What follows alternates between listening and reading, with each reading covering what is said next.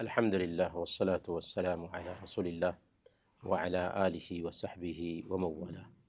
محترم بھائیو، السلام علیکم ورحمۃ اللہ وبرکاتہ۔ جہنم جہنم کیا ہے؟ جہنم ظالموں کا گھر ہے، سرکشوں کا ٹھکانہ ہے اور کافروں کی پناہ گاہ ہے۔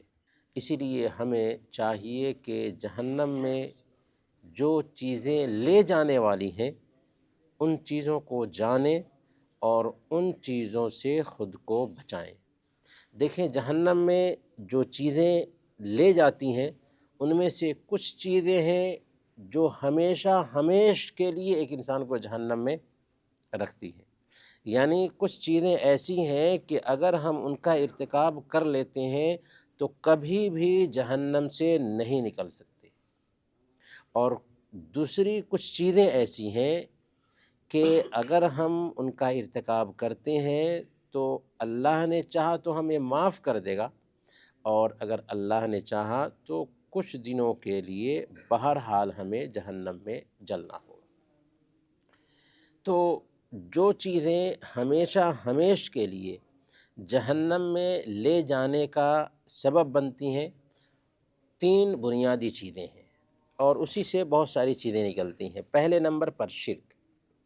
اگر کسی انسان نے شرک کیا ہے اور اسی حالت میں اس کی موت ہو جاتی ہے تو اس کی معافی نہیں ہے۔ اللہ نے فرمایا اِنَّهُ مَن يُشْرِكْ بِاللَّهِ فَقَدْ حَرَّمَ اللَّهُ عَلَيْهِ الْجَنَّةَ وَمَأْوَاهُ النَّارُ۔ جس نے شرک کیا اللہ تعالیٰ نے اس کے اوپر جنت کو حرام ٹھہرایا ہے اور اس کا ٹھکانہ جہنم ہے۔ گویا کہ شرک کی حالت میں مرنے والے کا انجام یہ ہے کہ وہ ہمیشہ کے لیے جہنم میں رہے گا۔ صحیح بخاری اور صحیح مسلم کی روایت ہے، اللہ تعالیٰ کل قیامت کے دن سب سے ہلکا عذاب پانے والے انسان سے کہے گا، کیا کہے گا؟ لَوْ كَانَتْ لَكَ الدُّنْيَا وَمَا فِيهَا أَكُنْتَ مُفْتَدِيًا بِهَا۔ اے اللہ کے بندے، اگر تجھ کو دنیا اور اس کے اندر جتنی بھی چیزیں ہیں سب کچھ دے دی جائے تو کیا تم اللہ کے اس عذاب سے بچنے کے لیے سب کے سب کو فدیہ میں دے دو گے؟ وہ کہے ہاں یا رب، میں اس عذاب سے بچنے کے لیے ساری چیزوں کو فدیہ میں دے دوں گا۔ تب اللہ تعالیٰ اس بندے سے کہے گا کہ میں نے تجھ سے بالکل آسان چیز کا سوال کیا تھا، جبکہ تو آدم کی پشت میں تھا، یعنی بھی پیدا نہیں ہوا تھا، کہ میرے ساتھ کسی کو شریک مت ٹھہرانا، لیکن تو نے شرک پر اصرار کیا۔ کب اللہ تعالیٰ نے انسانوں سے وعدہ لیا تھا؟ عالم ارواح میں۔ عالم ارواح کیا ہے؟ آدم علیہ السلام کو جب پیدا کیا تو آدم علیہ السلام کی جتنی بھی اولاد تھی قیامت کے دن تک پیدا ہونے والی، ان ساری اولادوں کو آدم علیہ السلام کے سامنے چیونٹی کے جیسے بکھیر دیا اور ان سب سے پوچھا الست بربکم، کیا میں تمہارا رب نہیں ہوں؟ سب نے کہا بلا، اے اللہ ہم گواہی دیتے ہیں کہ تو ہی ہمارا رب ہے۔ اللہ نے دو بات کہی تھی، ان تقولوا یوم القیامت انا کنا عن ھذا غافلین، ایسا نہ ہو کہ کل قیامت کے دن کہنا کہ مجھے توحید کا پیغام معلوم نہیں تھا، ہمیں پتہ نہیں تھا کہ کوئی رب ہے جو اس کائنات کو چلانے والا ہے، وہی رب عبادت کا حق رکھتا ہے، ہمیں پتہ نہیں تھا، یہ بات مت کہنا۔ او تقولوا انما اشرک آباؤنا من قبل وكنا ذریة من بعدهم افتهلكنا بما فعل المبطلون، یہ بھی مت کہنا کہ شرک تو ہمارے باپ دادا نے کیا تھا اور ہم ان کو فالو کرنے والے تھے، تو کیا ان کی غلطی کی سزا ہمیں دے رہا ہے؟ یہ بھی مت کہنا۔ گویا کہ اللہ تعالیٰ نے انسان کی فطرت میں اپنی پہچان رکھ دی تھی۔ اسی کی طرف اشارہ ہے کہ ایک بندے سے اللہ تعالیٰ کہے گا کہ میں نے تجھ سے بہت ہی آسان چیز چاہی تھی اور تو نے اس کا اقرار بھی کیا تھا، لیکن تم شرک کرنے پر اصرار کرتے رہے، لہذا اب مذاق چکھو۔ گویا کہ جو انسان شرک پر مرتا ہے اس کی معافی نہیں ہے، اگرچہ کسی نبی کا باپ ہی کیوں نہ ہو۔ حضرت ابراہیم علیہ السلام کا باپ آدر اسلام قبول نہیں کیا تھا۔ حضرت ابراہیم علیہ السلام بہت زیادہ کوشش کرتے رہے کہ کیسے بھی آدر اسلام قبول کر لے، لیکن اسلام قبول نہیں کیا۔ کل قیامت کے دن آئے گا، صحیح بخاری کی روایت ہے، حضرت ابراہیم علیہ السلام سے گزارش کرے گا کہ بیٹا آج میں تیری بات مانتا ہوں۔ حضرت ابراہیم علیہ السلام کہیں گے کہ میں نے تو آپ سے دنیا میں بہت پیار سے یہ گزارش کی تھی کہ ایک اللہ کی عبادت کرنے لگ جائیے، لیکن آپ نے میری بات نہیں مانی۔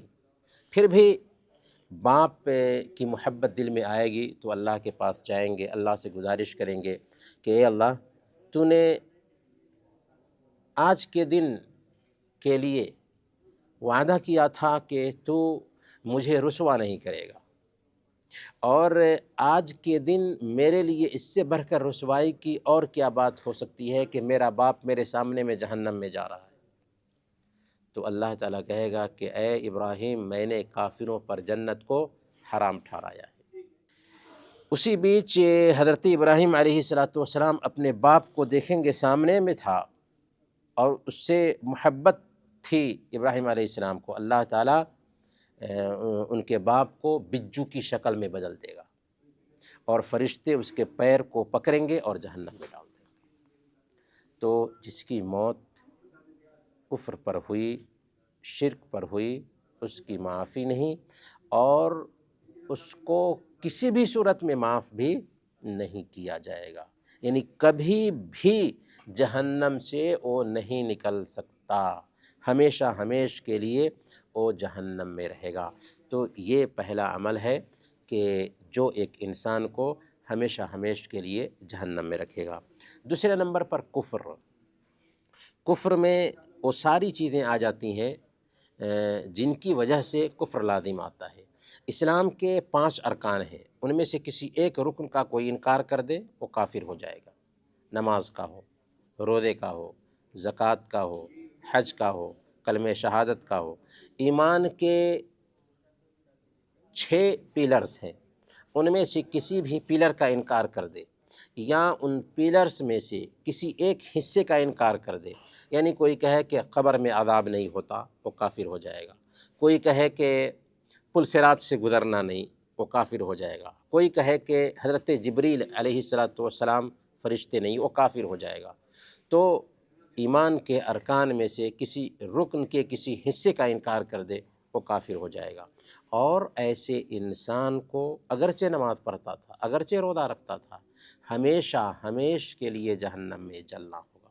گویا کہ کفر کی روش اختیار کرنے کی وجہ سے ایک انسان ہمیشہ ہمیش کے لیے جہنم میں جلے گا۔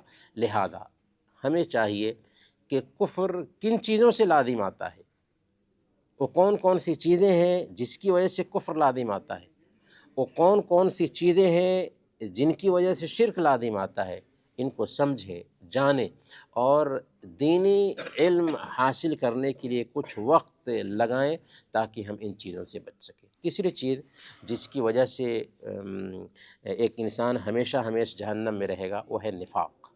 نفاق کیا ہے؟ نفاق یہ ہے کہ ایک انسان ظاہر میں تو اسلام کا دعویٰ کر رہا ہو لیکن دل میں اس نے کفر چھپا رکھا ہو، یہ ہے عقیدے کا نفاق۔ اور نفاق کی ایک دوسری شکل ہوتی ہے جس کو عمل کا نفاق کہتے ہیں۔ عمل کا نفاق کیا ہے؟ جیسے حدیث میں اللہ کے نبی صلی اللہ علیہ وسلم نے بیان فرمایا، آیۃ المنافق ثلاث، منافق کی 3 پہچان ہے، جب بات کرے تو جھوٹ بولے، جب وعدہ کرے تو وعدہ خلافی کرے، اور جب اس کے پاس امانت رکھی جائے تو خیانت کر جائے۔ تو بات میں جھوٹ بولنا، وعدہ خلافی کرنا، امانت میں خیانت کرنا، یہ عقیدے کا نفاق نہیں ہے بلکہ عمل کا نفاق ہے۔ تو عمل کا نفاق ایک مسلمان کے اندر پایا جا سکتا ہے اور اس کی وجہ سے وہ ہمیشہ ہمیش جہنم میں نہیں رہے گا، لیکن یہ چیزیں اس کو جہنم میں لے جانے کا سبب بنیں گی، لیکن ایک نہ ایک دن وہ جہنم سے نکل جائے گا۔ لیکن اگر عقیدے کا نفاق ہے کہ دل میں تو کفر ہے پر زبان سے دعویٰ ہے ایمان کا، تو ایسا انسان بھی ہمیشہ ہمیش کے لیے جہنم میں رہے گا۔ اللہ تعالیٰ نے فرمایا ان المنافقین فی الدرک الاسفل من النار، کہ منافقین جہنم کے سب سے نیچے والے حصے میں ہوں گے۔ تو گویا کہ شرک، کفر اور نفاق یہ ایسی چیزیں ہیں کہ اس کی وجہ سے ایک انسان ہمیشہ ہمیشہ کے لیے جہنم میں رہنے والا ہے، کبھی بھی جہنم سے نہیں نکلے گا۔ اللہ تعالیٰ سے دعا ہے کہ اللہ تعالیٰ ہم سب کو جہنم میں لے جانے والے اسباب سے بچائے اور جنت میں داخل کرے۔ آمین۔ وصلی اللہ علی نبینا محمد وعلی آلہ وصحبہ۔